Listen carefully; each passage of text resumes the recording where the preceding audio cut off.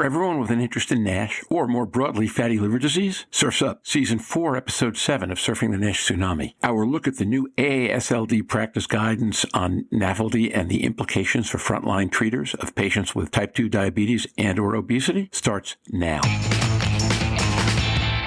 This week on Surfing the NASH Tsunami. Leading people have now very clearly confirmed what we learned in these years about the risk, the need to screen, the need to treat. They discuss key, very complex issues and boil it down to a few bullets. Doctors cannot ignore this. But it shows you the direction the field is moving, and as such, I think it's a very nice document to move forward with. We've got to get everybody using AST and ALT within their blood profiles and make that the standard. When the patient goes out and asks or seeks information or seeks guidance, we need for them to be able to get that in an informed way quickly.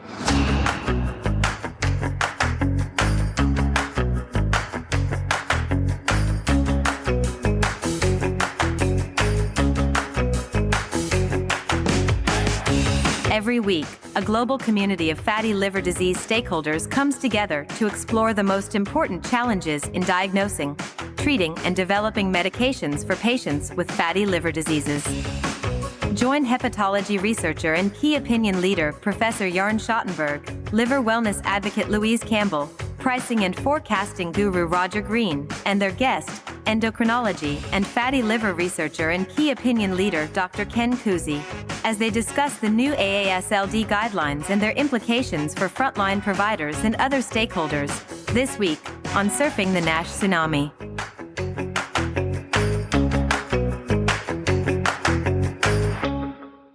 So it's been a big week. We have Louise with us, who's done, 48,000 air miles in the last 10 days or something like that, Louise?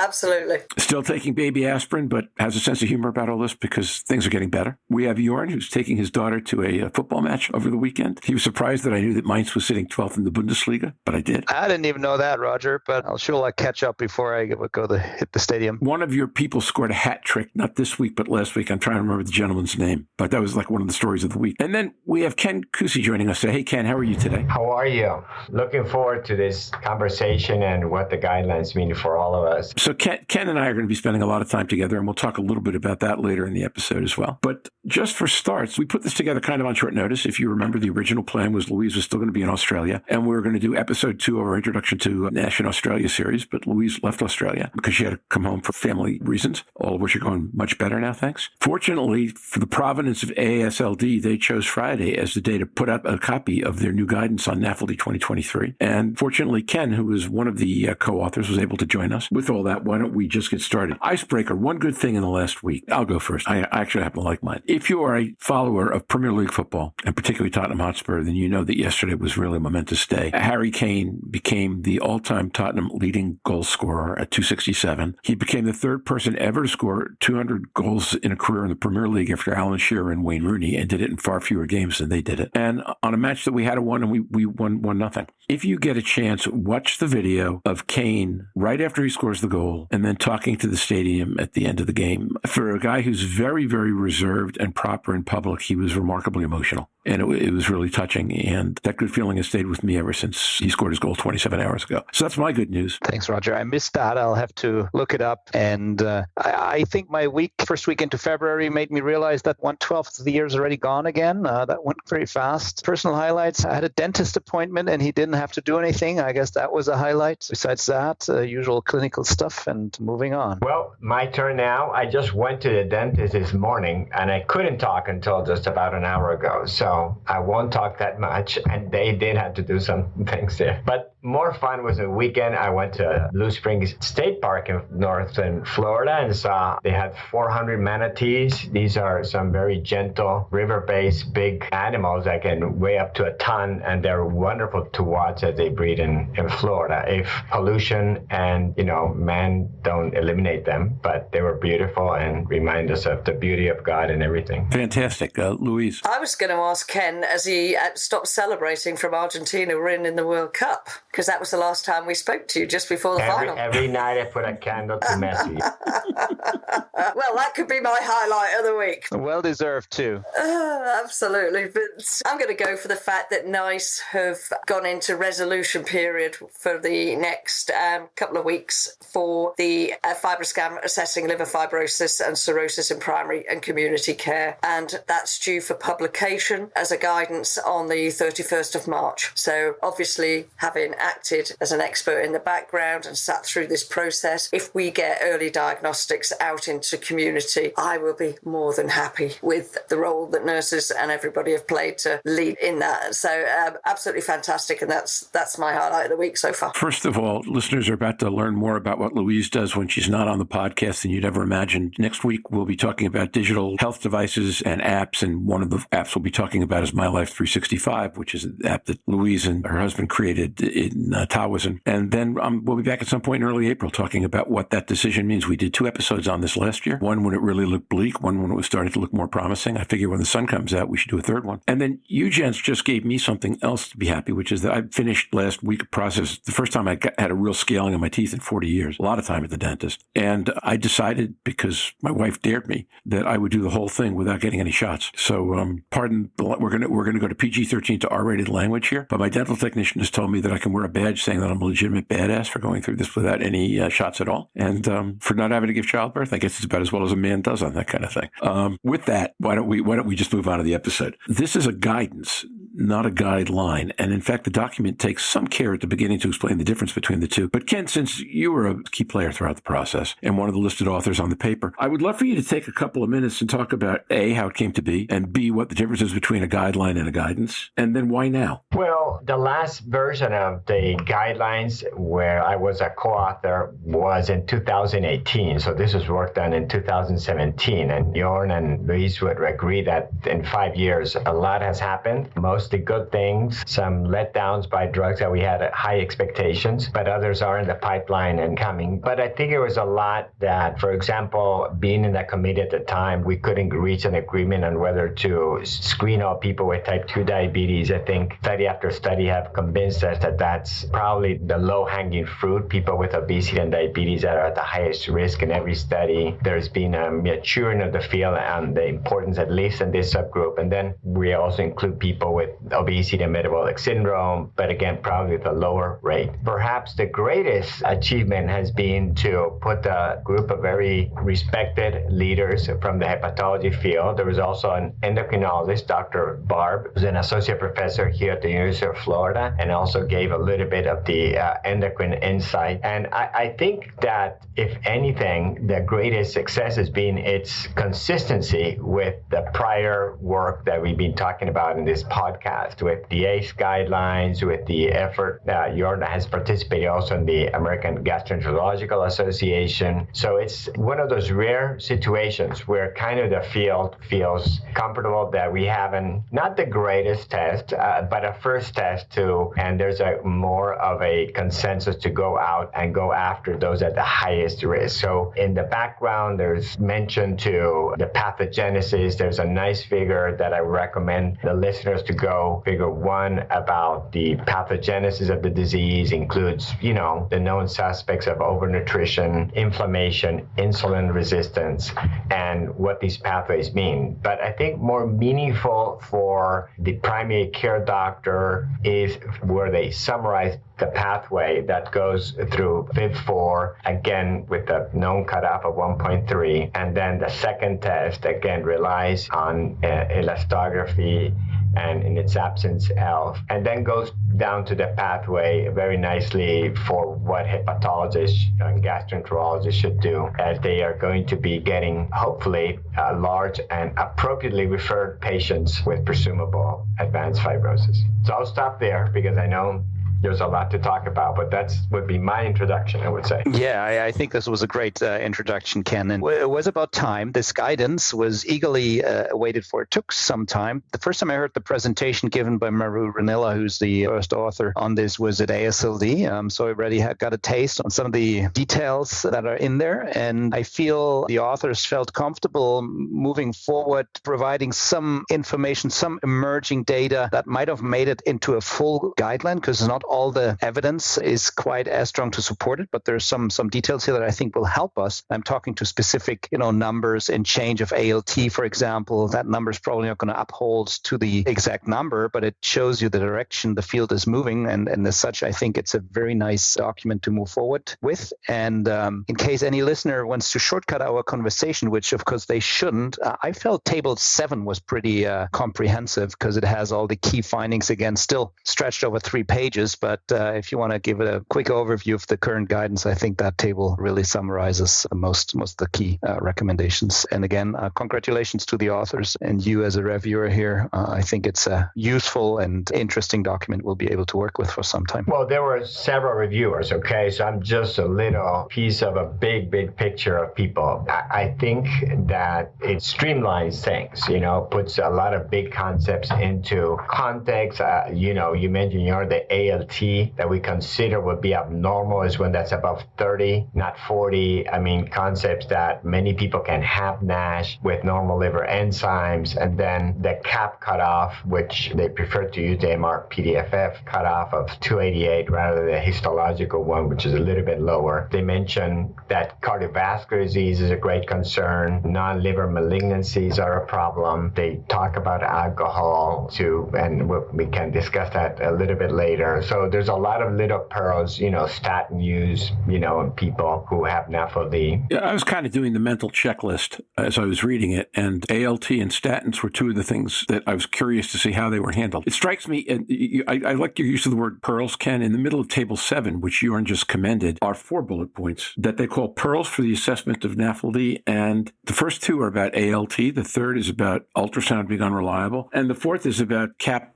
via VCTE and then MRI-PDFF. In a nutshell, that really did boil it down, didn't it? Yeah, so it boils down to, it's trying to rectify some confusion from past guidelines. Where do we put the ultrasound? And I think in these past 5 years, it's clear that most people with obesity or type 2 diabetes, maybe 70% or higher, if you have a higher BMI, already have fat in the liver. And this is, again, for the primary care doctor that may not be familiar with this field. Really, we're screening not for fat in the liver. We're just using fat as a surrogate to go after liver fibrosis. And what we're looking for is to identify those people with moderate to advanced fibrosis. We call clinically significant fibrosis. So that is really the main goal, because there are things we can do today with lifestyle, and Louise knows a lot about that, and some anti-obesity and diabetes medications. And we hope that this year we'll have the first FDA-approved drug to treat NASH. So important things, and trying to focus on a couple of tests and move it from there. And in the future, I'm sure in a couple of years, we're going to get a better frontline test. But this is just to build awareness and a routine in the non-specialist, so Jörn and other pathologists can do a good job when it's still timely. Yeah, now that we're cracking down a little bit on the details, I saw at one point that the guidance talks about F2 till F4 patients that do have increased risk of associated complications, which is, I tend to call it significant, at least significant fibrosis. A lot of the NIT talk is about excluding advanced fibrosis then again. And I think that's one of the challenges we are facing in the field. We're talking about the advanced fibrosis, but also maybe the patients that are a little bit before that, also at risk. And then an area that I think will particular more data and discussion is also the follow-up data using these NITs. And we're currently having FIB4s being repeated every 1 to 2 years in here. And I think that speaks to the evidence we have that patients are progressing, but for sure not everybody is progressing. So we'll probably in future years learn more who needs more intense follow-up versus those who don't need intense follow-up. And I'm not sure how much of a discussion that was, but the follow-up timelines are of course not as well substantiated with evidence as are the diagnostic criteria, I would say. I have to say, I thought this was a beautifully written guidance. I thought it was easy to follow. I thought it was quite succinct, because sometimes we can go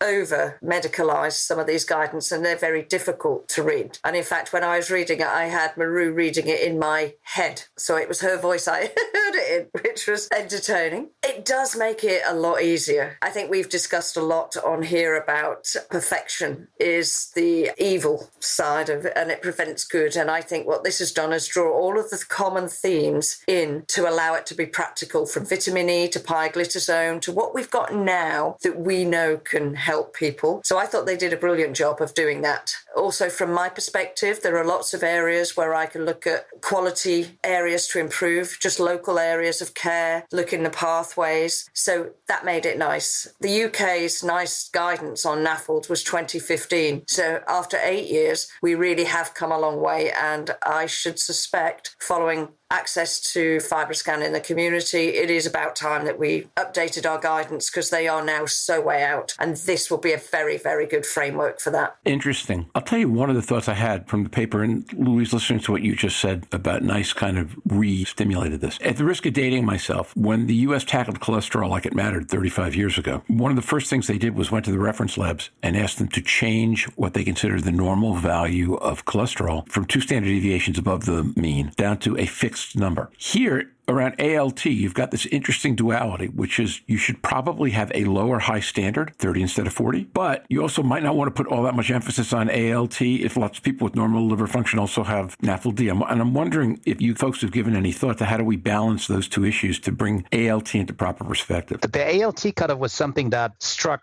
me when it was initially presented, because normally the upper limit of normal is defined based on a reference population where that test is evaluated. So in my hospital, they're actually up to 50. And they claim that's based on the reference population. And now if you change that, all of a sudden you're going to become a lot of abnormal tests, and you would change the whole dynamics and also economics of patients being referred for suspected liver disease. Now, on the other hand, we know the discussion about the cutoff being relevant because patients with normal ALTs will never get as much attention with regards to liver disease. In this guidance, we take a step and say we have an at-risk population canon. Those are people living with type 2 diabetes, and we want to look for, let's say, significant or advanced fibrosis. So we use surrogate scores, and that elevates the whole discussion a little bit above ALT. Nonetheless, ALT is probably one of the most used and important tests and one of the most referrals I get. But I can tell you I'm not being referred for an ALT of 35 at this time. So this is not what's happening here. And I think the guidance really shows that the advanced fibrosis disease stage is the one we want to have. And the utility of FIB4 in doing that so at a large scale is sufficient and something we want to build on. And I guess that's my take home on the ALT here. Just let me add that as the co-chair of the ACE guidelines and also having 2 premier hepatologists like Maru Rinella, who's the first author of the AASLD guidelines, and Sabir Yunusi, we had this debate about the cutoff for ALT, which is so important for referral, as the guidelines we did for endocrinology primary care had to deal with this. And in reviewing the literature, it turned out there were about 5 studies, and there's a position statement by the American Gastroenterological Association that shows that there's increased morbidity and mortality for ALTs above. There are several studies between 29 to 33 in males and lower numbers for females. So for simplicity, they took 30. And there's also studies in NASH that when the ALT, AST are in the upper 30s, that most likely have fatty liver, and AST will probably be a better indicator for fibrosis. So the sense was that would highlight patients and perhaps help them trigger a FIB4 where they can really see if it's consistent with the need for a referral or imaging or something like that. So I think they're trying to improve the sensitivity without, what Jörn says, getting too many false positives. I think that this brings an important point that Louise mentioned earlier. The value of these kind of handful of recommendations is trying to now, in the past guidelines, I think we're overly conservative given the lack of data. We have more data, but again, we don't have still long natural histories on NASH, but I think now that we are all erring a little bit and being a little bit more aggressive. And I think the future, they're going to be, hopefully these guidelines are going to promote a number of studies that will define better these cutoffs, the high-risk patients, how often to check. We're going to be at a much better place in 5 years from now, and using this with more precision and referring the right people to Jörn and our friends at hepatologists and gastroenterologists. So there's going to be space for mistakes. I'm sure people are going to say, well, we shouldn't do just obese people with one risk factor. Maybe you should have done two or something else. But I think this is going to be a learning experience that will prevent cirrhosis in the end. Yeah, and the importance of ALT, just to round this up again, comes back to what I mentioned at the beginning, that actually a decrease of ALT in a certain threshold in the therapeutic arena does have a benefit. So clearly it has a very central role here, as Ken nicely said. I totally agree on that. When I think about this as a document for primary care, though, you can see that some of this might get confusing, right? Even in the form it's in right now, you got 3 or 4 statements about ALT that all make sense if you put them together and you understand why. But if you haven't thought much about ALT, the idea that goes, the norm should be lower, but by the way, normal doesn't mean there isn't a problem. However, Jörn, as you point out, if what you're doing is successful, ALT will come down. That's a lot to roll around in one's head. One of the questions I've like, and so I'll go back to where I was a moment ago, Ken or Jörn or Louise, do you see the reference labs getting involved in any of this? Because if you're going to move primary care, the easiest way to move primary care is to put a red mark on a sheet of paper or a computer screen they have to look at. And, as we watch LabCorp and Quest in the States both get more engaged in testing for fatty liver, I wonder at what point, is that a focus? Is that something that's likely to happen? How do we make that happen? Or should we? Yeah, I'll let Ken go because I can't comment on the U.S. system. Here, it would require the physician to ask the lab for it, and they will then report it, which is easy. But in the absence of deep knowledge on it, it might not be asked for. So I think there is something where we need the educational part, and we got to start talking with them, I think. Yeah, so it's been discussed, and I think it will happen. I just think that everything takes momentum. So if you look at the normals on lipid panels, you also, grab your head, right? So it's not all black and white. And again, I think it's going to take time, and it's going to take more data, and particularly more longitudinal data. We should be moving in that direction. I think there's a lot of education that needs to be done. Remember that when statins came out in the late 80s, it took a decade for guidelines to permeate at all levels. I think the short answer to you is that in the United States, with electronic medical records, it will be easy to put pop-up menus or alert the doctors and other people taking care of our patients to remind them of this cutoff. But to change the entire system will take a little bit longer, one step at a time. But as long as doctors know, and nurses and physician assistants working in the field, I think that's what matters. But I think we've got to move one step forward. We've got to get everybody using AST and ALT within their blood profiles and make that the standard. Because if we speak to Michael Patel, they don't have it in Canada. There are lots of areas in the UK that don't add just these basic tests. So until we get a routine recommendation that these are essential liver enzymes, because if we go back to predictive health, the session we did a couple of weeks ago, it's that AI technology that's going to pick up the data, the prediction, and follow people's pathways to be able to intervene earlier. But if we can't do the tests, we can't get that. And therefore, the best way to protect any healthcare service is not to get sick, so to pick these people up earlier with disease. So I think we need to bring it back a little bit. But yes, I think it can be done. But I also cautious of age cutoffs, and we don't want to overly alert everybody. But let's get them on as essential tests in anybody's blood profile. Yeah, and what I would like to add, the point of this earlier diagnosis is because there are, what I repeat always, that there are things we can do today, and we should not just be sitting and doing nothing until FDA or European agencies approve drugs. There's been consistency with the ACE guideline. The ACE guideline, by the way, was co-sponsored by AASLD, so no surprise that they're well aligned. But a Mediterranean diet as the one of the best long-term evidence of reduction of cardiovascular disease, need of structured weight loss programs, need to think of bariatric surgery as an option. Again, not with people with decompensated cirrhosis, but earlier stages. And,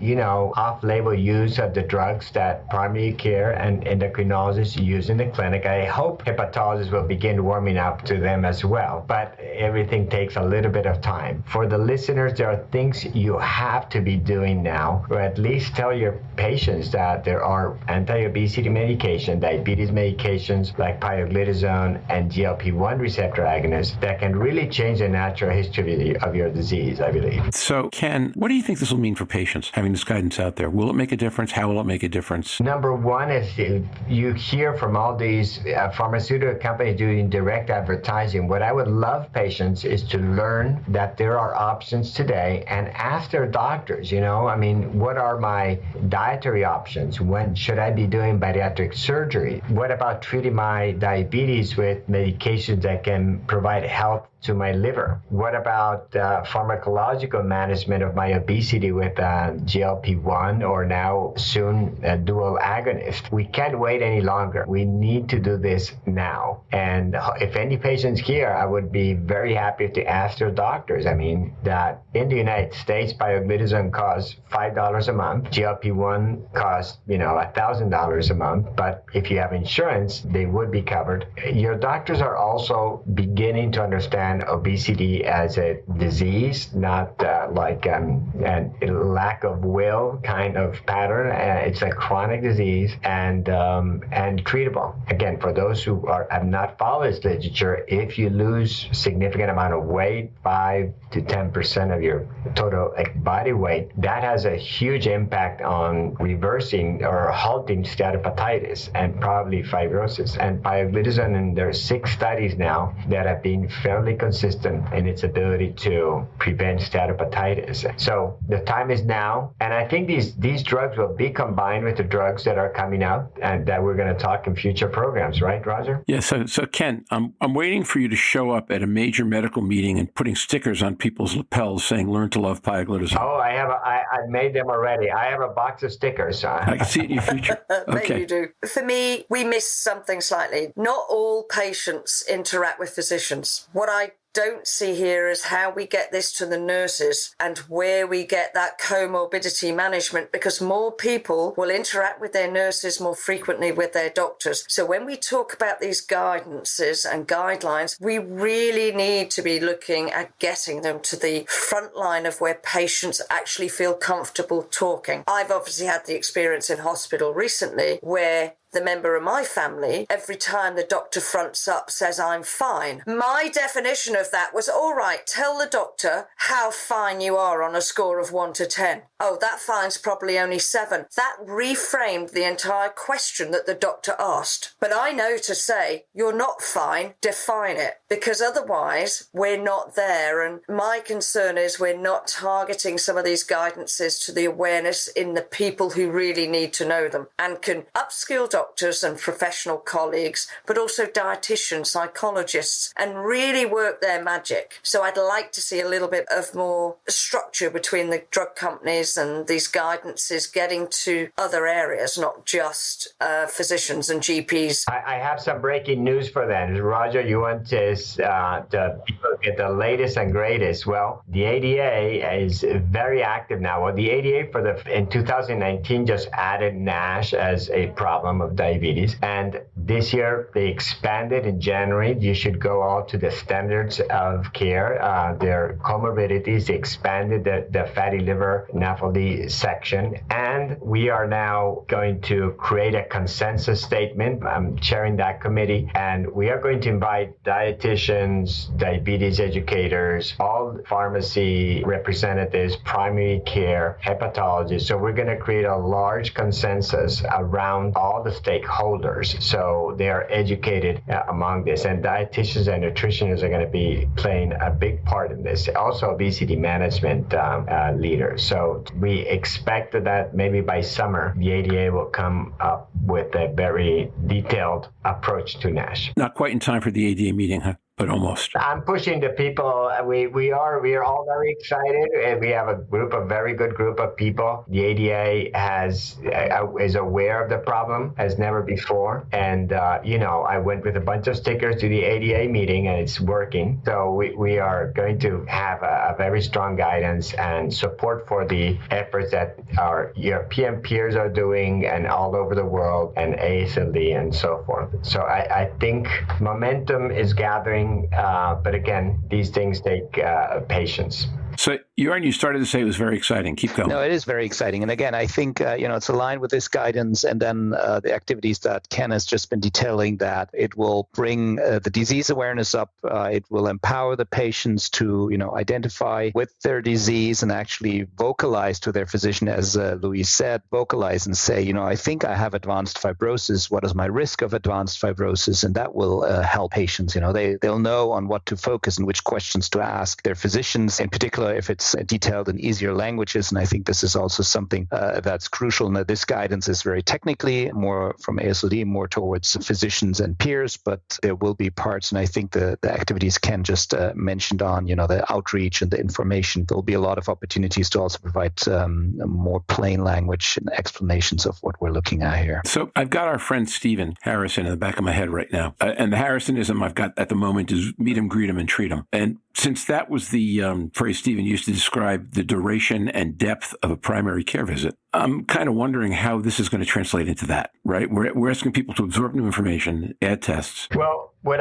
I think is that this guideline, and again, we want to congratulate the effort that Maru Rinella as a leader and as everybody else did. They have bullets of what to do. They have a statement in the table 7 says off-label use of approved medication for comorbid conditions, recognizing there's no FDA-approved drug. Our primary care doctors are using left and right semaglutide, which is promoted in the guideline because it has the only large GLP-1 randomized controlled trial with biopsies before and after. Pioglitazone has a number of studies that I think this audience will be familiar with. Vitamin E can be considered in select individuals, particularly without diabetes. Their long-term effects are still waiting, but many in the audience, or when I give a question, ask me, what about metformin, or statins?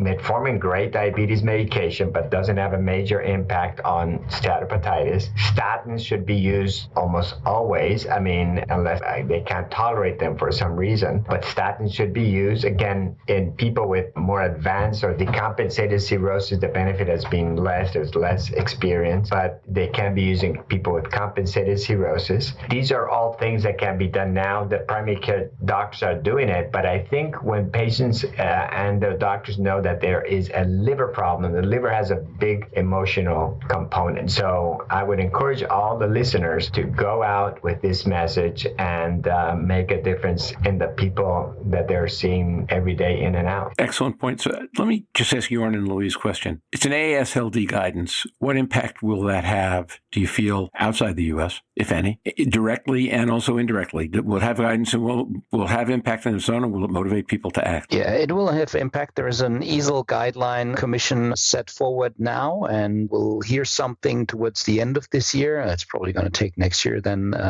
be delayed a little bit. But anyways, I think that guideline committee is looking at the guidance that has been produced here. And, from a European perspective, certain things are different. Also regarding available medications, for example, and some of the context of the medical system we're operating in. But in general, I think this guidance is going to be a very helpful document moving forward, supporting future development. And again, it's not a guideline. It doesn't. It includes phase 2 studies, as Ken just mentioned, but it's helpful and informs the field, and it will help us in Europe to also come up with a document, a more recent one. I think from our perspective, this document reviews an awful lot of information, and it's extremely well referenced. I think my concern is that when we review from NICE, we only consider English or British data, and we do not necessarily have the plethora of data that has been used in these guidances. Maybe that's something we need to alter. We need to look at what we know about pathophysiology, what we know about NITs, what we know about the best world evidence to be able to use that. But I should imagine, and I suspect that NICE are in discussion to open the new NAFLD guidelines from 2015 and update them. But we have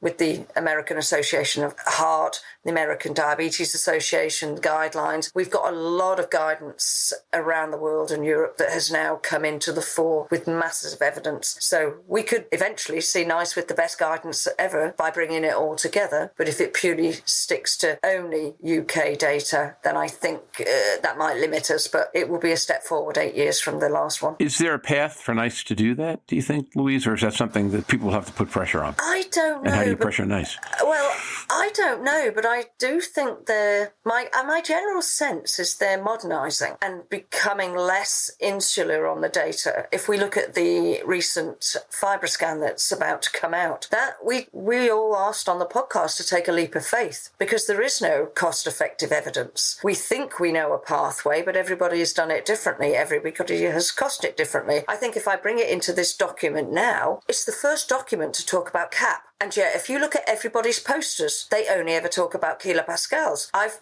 talked on the podcast for a long time is that I want to see CAP data. I want to know what it is telling me. We know that a CAP of 288 is going to be foie gras. But what about steatosis grade 2, steatosis grade 1? Let's bring these people back from getting to 288. If you look at the meta-analysis data, a CAP of over 248 is considered an abnormal CAP. 288 is a clinical trial requirement because we want to have high liver fat. Just generally speaking, if I look at my diabetes population, those with type 2 diabetes, and Ken, you'll be able to comment on this, and maybe Jörn, I tend to see caps of about 260, 270, consistently abnormal caps, but not steatosis grade 3. But we've discharged an awful lot of people from hepatology care where we've had just soft livers with high caps. Do we have to revisit those? Do we have to say 5 years from now somebody who was discharged with kilopascal of 7.5 but a cap of 380 should now be recalled? So it does open up to me lots of retrospective data reviews of where we have. And EchoSense will not now sell a machine without cap, but 2/3 of most machines in the UK don't have cap. And I suspect that's not dissimilar in the US. But it is great to see cap now being considered as its own independent, unique measure. But I don't want to see an IQR of 50 or 60 on that cap. I now want to be seeing the standard deviation, which is continuous cap, of maybe 10 or 20 at max, so that we are really drilling down to accuracy. Because I want to see, let's use the best equipment with the best data, but let's nail it. Let's drill it down and see what that margin of error is to get the best, most accurate results. I think, the discussion around CAP and the information on NITs we have perfectly fits into this guidance. It's just we know more today, and there will be more data emerging. So at least with more robust availability of also more stably measured caps, I think we'll learn more about its value. And I always tell my patients, this is about your metabolic health. Maybe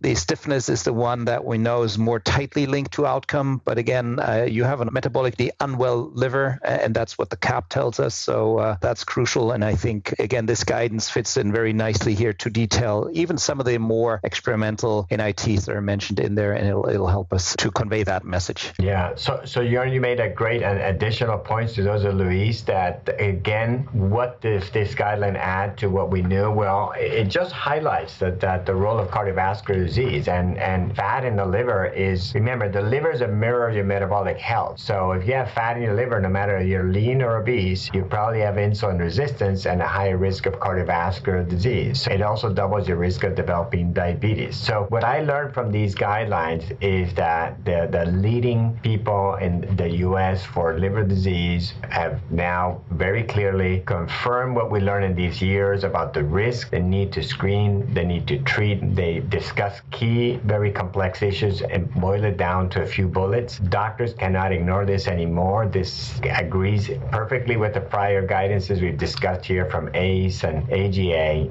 So now, together with every major society, I know the Latin American Society AASLD has similar guidance. Europeans are now updating theirs. And we talked about NICE, we talked about any other ones. Now I think the patients need to reach this. So I think there's a lot of education. And Roger, your podcast is a leading tool for that. So I know you're a humble man. I'm not going to say it, so I have to say it here. This is one of the tools that is going to also make a difference. So let's shift slightly, since you opened that door, and talk about what you and I are doing next on this. Okay, I'm going to do something shameless. We've done 160 some episodes of this. We've never talked about what else we do, but I do want to talk about it a little bit now. To me, at least, what this guidance and the various things that have happened does is it passes the baton to the community of how do you educate. Ken made the comment before about we want patients to ask their doctors, but for that to work, doctors have to be prepared to answer the question. The challenge now becomes, how do you start educating a larger population? Normally, by the time this happens, you've got drugs, and therefore you have drug companies, and you have extensive spends on education. We're not there yet. We will be, but we're not yet. One of the steps that we've taken at surfingnash.com, and I've alluded to this several times, is to start a second podcast with Ken as my co-host called Getting Ahead of the Rising Tide, which is really about the NASH tsunami and diabetes.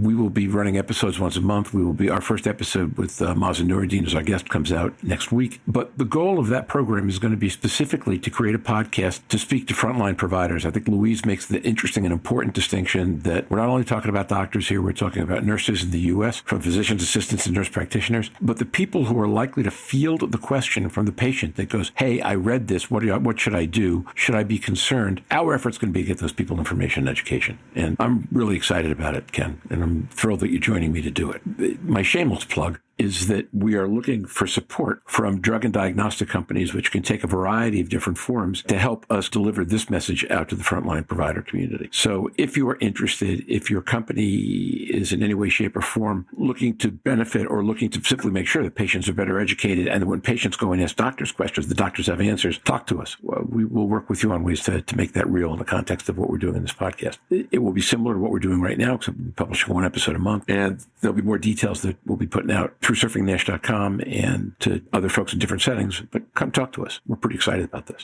Even as a member of this podcast, I'm very excited about it. And, having an anchorman like Ken on your side, this is going to be so important. This is not a disease siloed in hepatology. This is a disease that needs to expand across the realm of metabolic health. And therefore, I think this is such a useful addition to this podcast. Well, thanks, Jörn. And we totally agree. And I've heard Ken described as a hepatoendocrinologist. When I heard that you were presenting at EASD last year, I decided maybe you'll become the first endohepatologist or diabehepatologist. He's becoming a gastroendocrinologist, but we won't tell him because he might get a little seizure or something. But Ken, I want my PO sticker for my forehead next time we see.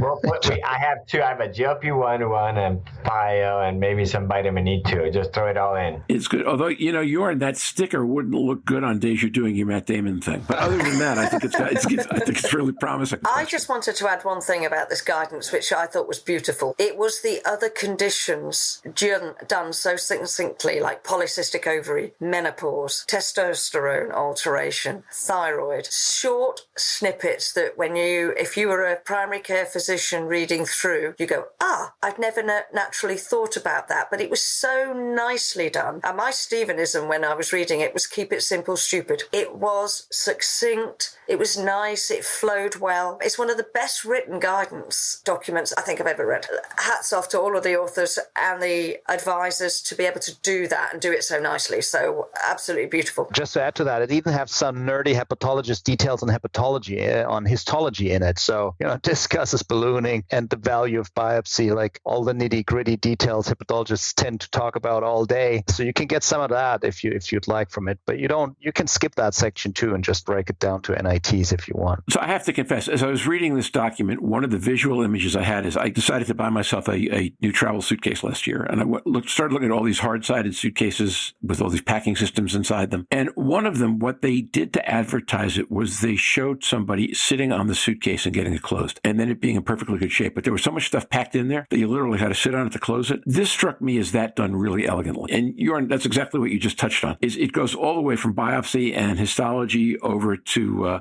as Louise, you point out, a whole bunch of hormonal diseases. It touches everything. And yet the suitcase is really well organized. And you wouldn't know that you had to sit on it to close it, but when you open it, all this stuff pops out. I agree. Kudos to Maru and the rest of the team. It's a brilliantly constructed document. We'll have to call her Mary Poppins. It's like the bag and she pulls the aspidistra out and she brings that song. That's a very different image than sitting on your suitcase to close it. I like it a lot better. It's far more elegant. Okay, so closing question to everybody. What do you believe the greatest practical impact of this guidance will wind up being over the next year or two? I actually think this is going to be the one that raises the awareness in primary care. And I think we're knocking on the door. As Ken says, we've now got successive documents coming out. This is readable, it's digestible, and it's implementable. And yes, it does raise some questions, but hopefully those will be questions that you can phone up your local hepatology department and say, can I just clarify the ALT?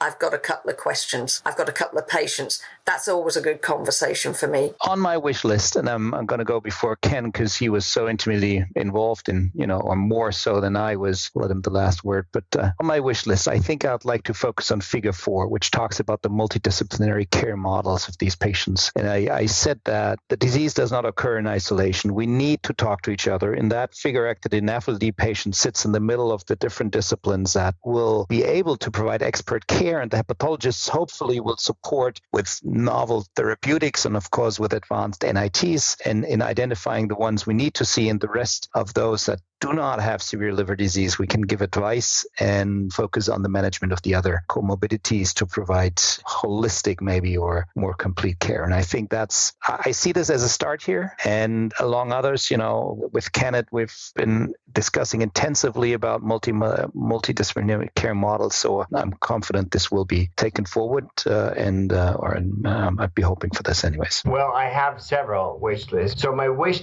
list was about 15 years ago, that we'll be getting to the point where we are now, that we have a consensus across different fields to screen those at the highest risk, say people with obesity and type 2 diabetes. Moving forward, so now I think we have the basic tools for primary care endocrinologists, obesity management professionals to find the patients. Moving forward, my wish list would be that doing now screening with FIT4 and additional type becomes a reflex in the same way we do it for chronic kidney disease and diabetes. So my second wish list would be that we find a better test in the next 5 years that could replace FIT4. I think they're going to laugh us out of the room in the future how basic our screening was. But the point is just to start somewhere. And my third would be that we start treating our people today. Both endocrinologists and hepatologists start using what we got. My fourth one would be more an American dream, that our insurance companies pay for structured weight loss programs, pay for bariatric surgery, pay for the medications that our patients deserve. So that would be at the top of my list, and I'm sure I forgot something. And again, that the communication between fields improved, but it's been better than ever before. But that it gets better, that the teams develop with more ease. There's a lot of economic pressures why it doesn't happen now in the United States and I guess around the world, but that those barriers come down, and in the end, it's the patients who will benefit. So, Ken, I think it's really great when a wish list has 5 items at the top of it, trying to figure out what's below that, but that's fantastic. Man, you have to dream big, Roger. If not, I told you, if your dreams become true in a lifetime, you didn't dream big enough. I've always said that if in fact you achieve all your dreams, you didn't dream big enough. Absolutely. And it's Christmas wish list early. But the other thing I was thinking is Jörn and I have been hanging out together entirely too long, because I was going to land on figure 4, where you landed. And the reason I was going to land there is that the thing that figure 4 does that's really great is it puts the patient in the middle, right? And when you see figure 4, it puts the patient in the middle, and it goes in all the different directions that we're talking about here. There's a direction about health and psychology, there's weight management, there's cardiovascular, everything, right? I guess Jeff Lazarus was the first guy to say on this podcast, a year and a half ago, that hepatology can't go it alone on this one. It's too big for hepatology. And I think that's right. Now, it says the patient it puts in the middle here is the NAFLD patient. I would just say the metabolic patient. Most of them have NAFLD, but not just that. But if we put the patient in the middle and we get everybody to focus from there, I think we'll do a lot better on every item on your wish list, Ken, and yours, Jörn and Louise's as well. We need for the patient to be at the center of everybody. And then when the patient goes out and asks or seeks information or seeks guidance, we need for them to be able to get that in an informed way quickly. That's not a modest wish list either, but it's okay. We've got time on this, right? Oh, and the last one is that this podcast reaches every corner of the earth. You're my hero, Ken. You're my hero.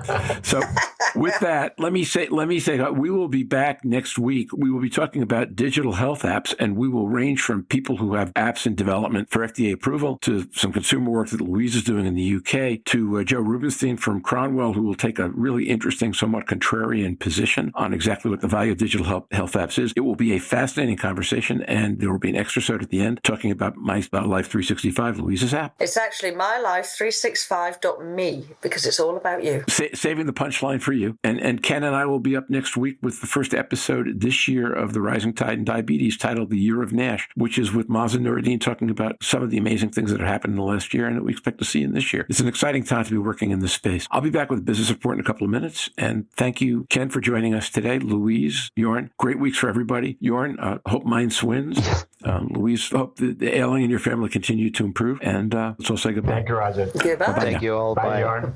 Louise.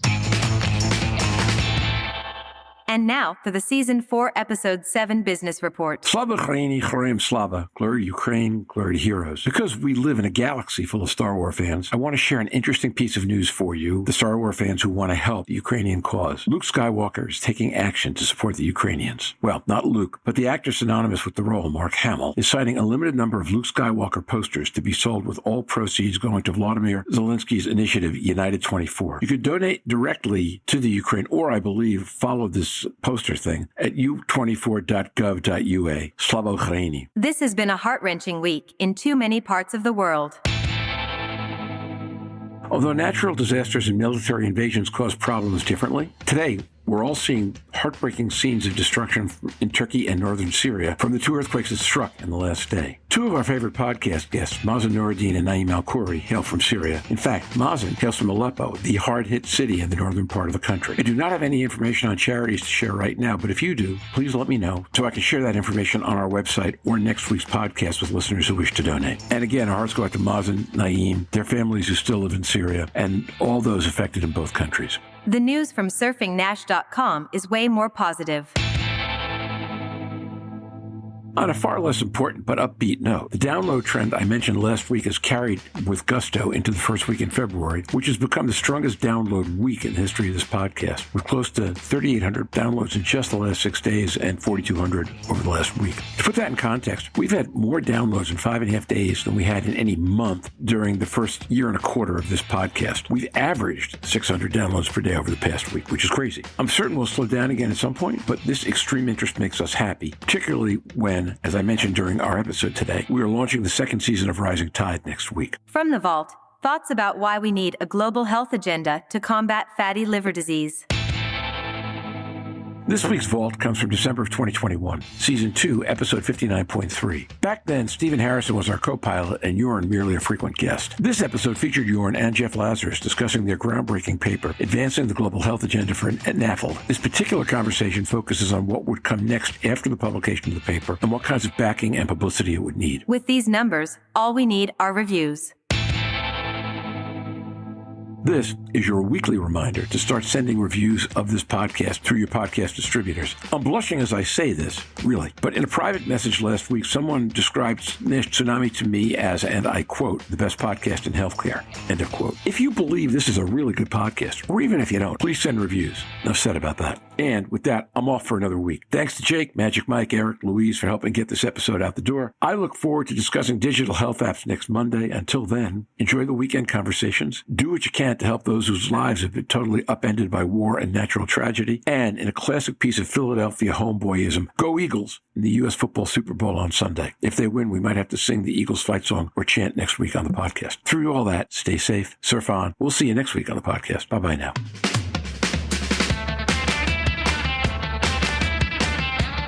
Have any questions for the surfers? You can send them to surfingnash.com, and we will answer on the podcast or the website.